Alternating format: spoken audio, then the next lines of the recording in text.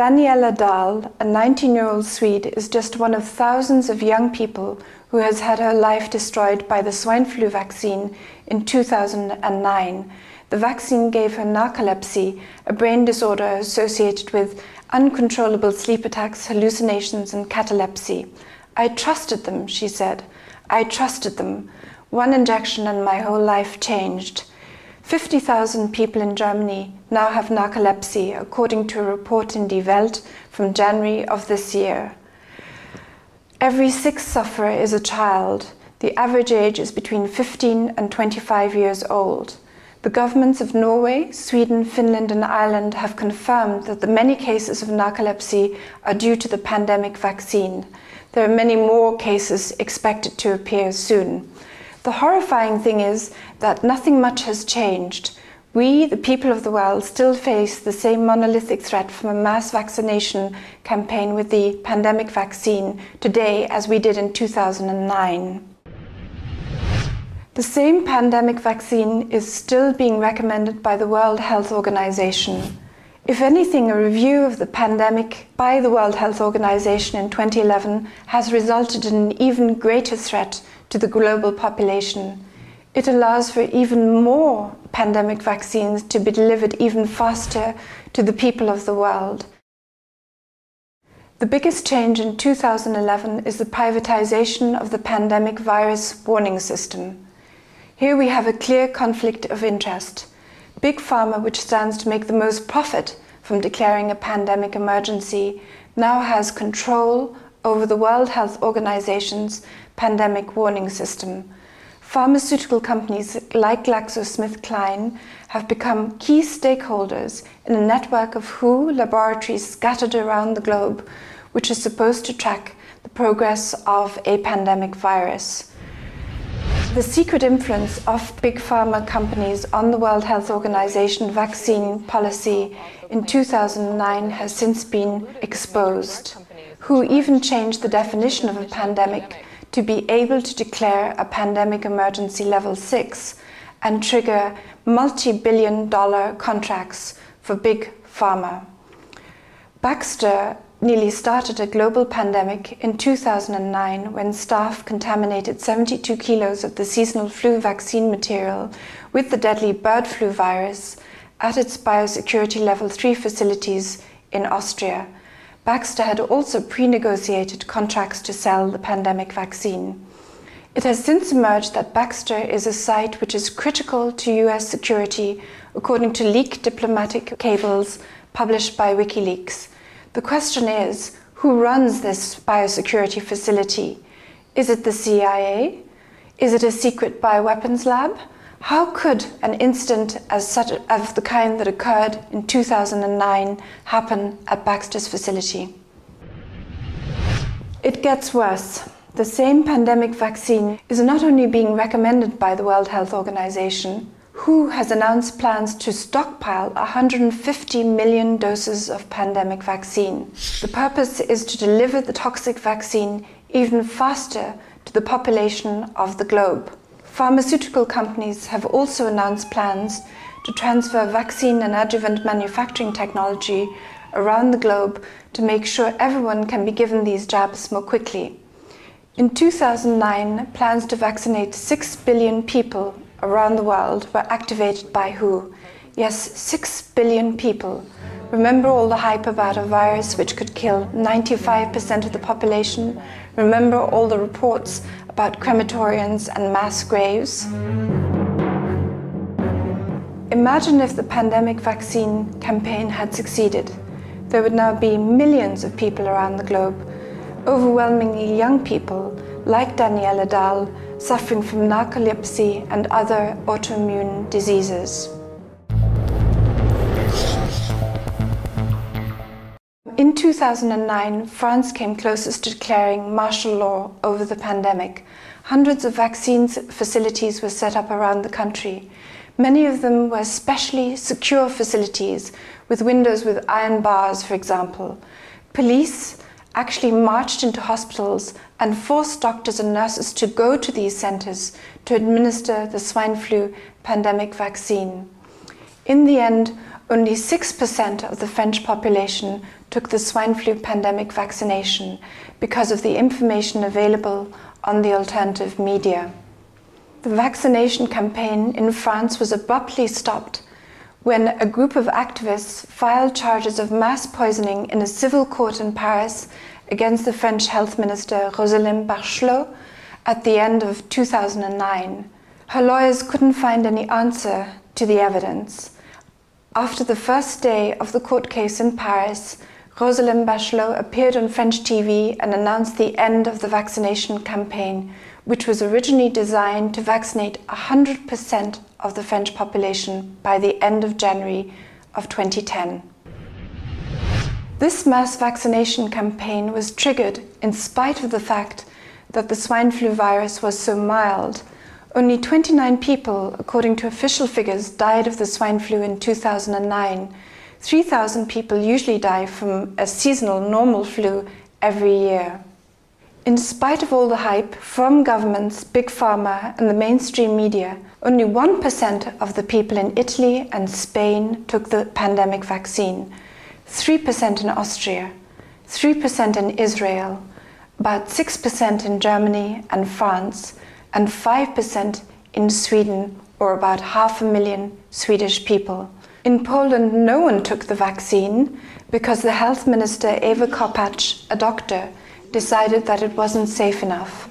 As a doctor, my guiding principle has to be not to damage others, Kopacz told the Polish parliament in 2009. We will not buy the vaccine against the swine flu. The Polish health minister was alone in refusing to trigger the pandemic vaccine contract with Big Pharma, apart from Russia, a country which also doesn't have chemtrails. And the Polish government paid a terrible price. Just days after Eva Kopacz gave evidence about the pandemic vaccine at the Parliamentary Assembly of the Council of Europe, PACE, 96 top Polish government and military officials were killed in a mysterious plane crash in Smolensk, itself now the subject of inquiry, after an enormous amount of evidence showed that this was not an accident, but an assassination attempt. The head of the PACE inquiry, UK MP Paul Flynn, dropped all mention of the scientific evidence that the swine flu vaccine adjuvant was damaging, the very reason that Kopacz, a doctor, had refused it.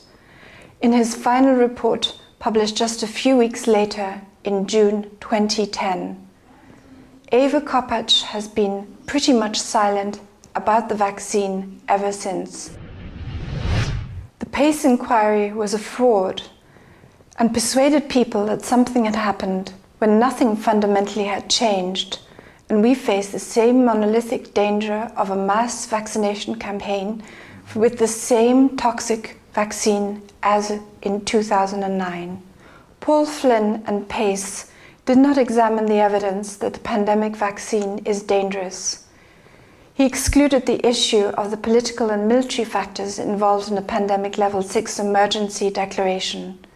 He did not examine the issue that we can be given this pandemic vaccine by force, and there are provisions for forced quarantine. The PACE inquiry lulled people into thinking that effective action had been taken when no effective action has been taken. No one has been brought to justice. Not James Murdoch, the son of Rupert Murdoch, who sat on the board of GlaxoSmithKline between January 2009 and January 2012. The Murdoch media empire promoted the pandemic virus hype. Justice has not been brought to Andrew Whitty, the chief executive of GlaxoSmithKline, the pandemics manufacturer of pandemics. Andrew Whitty was even awarded a knighthood by Prince Charles in May of this year. The managers who nearly started a global bird flu pandemic in Baxter in 2009 have also not been brought to justice.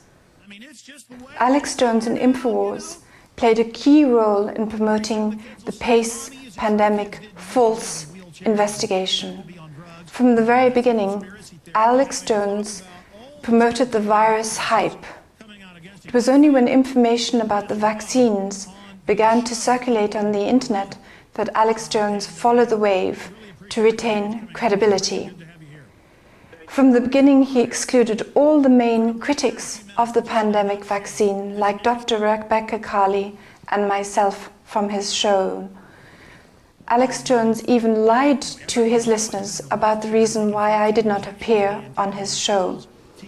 The truth is, I was invited by his staff, but when the time came for me to take the call, there was no call from InfoWars. German lawmaker Wolfgang Wodak appeared out of nowhere on the Alex Jones show when the vaccine campaign was over and when it was clear that it had failed.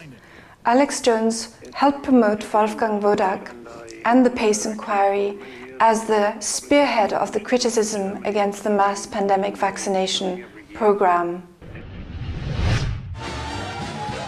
The deceit extends beyond Alex Jones to other parts of the alternative media, including Jim Core in Ireland. Jim Core has never used his high profile or his many appearances on mainstream Irish TV to spread the word about the damage caused by the pandemic vaccine. What has happened to me since 2009 is a salutary warning about how little real free speech we have in Western Europe. In 2010, 3 attempts were made to psychiatrize me by elements in the Austrian government and also elements in the global elite. A government-paid researcher at the Ludwig Boltzmann Institute called Lucas Kenner, funded by Baxter, tried to have me confined twice at the start of 2010. He is also a doctor and a pathologist at Vienna's main hospital, and he has published about his cancer research in a Rockefeller journal. He had never met me, but he went to a psychiatrist who also works on a government bioethics committee and asked her to have me confined. An Austrian police inspector has filed charges against the psychiatrist, but the court case has still not started. The board of the Ludwig Boltzmann Institute reads like a who's who of the Austrian elite. Bankers, industrialists, media tsars, and politicians of all parties sit on it. There is Christian Konrad, the head of Raiffeisen Bank, Dr. Ferdinand Mayer from Raiffeisen Bank, Franz Löschnack, the former Social Democrat health minister, Christian Rehner, the editor of magazine Profil, and Markus Bayer of the Austrian State Holding Company. Bayer is now going to take over position in Brussels. A 3rd attempt was made to psychiatrize me by putting me under court guardianship, but that attempt also failed because I could prove the judge had lied and the publicity was too great. I am an experienced medical journalist who has written for the Nature, the Medical Journal, the Scientist, and many other publications. I presented facts and documents about the pandemic and the pandemic vaccine. What I said has proved to be accurate.